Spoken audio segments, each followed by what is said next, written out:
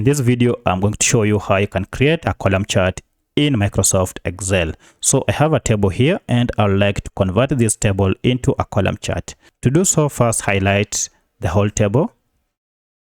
And once you are done, go ahead and look for the insert option, which is here.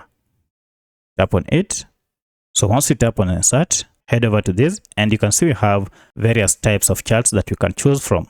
For instance, if I choose on this, you can see we have various styles of column charts that we can choose from. We have the 2D, the 3D, and the 2D bar. So under each, if you hover over each, you can see how it looks like. So I'll go ahead and choose the first one. And here it has been inserted. You can scale it to make it wider or bigger. And then we have here various designs that you can choose from once you click on the chart. So you can hover over each to see which one suits you. So I'll go with this.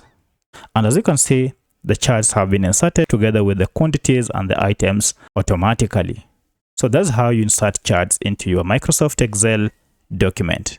If this video is helpful to you, kindly hit the like button and subscribe to this channel to support me. Thank you for watching and let's meet in the next video.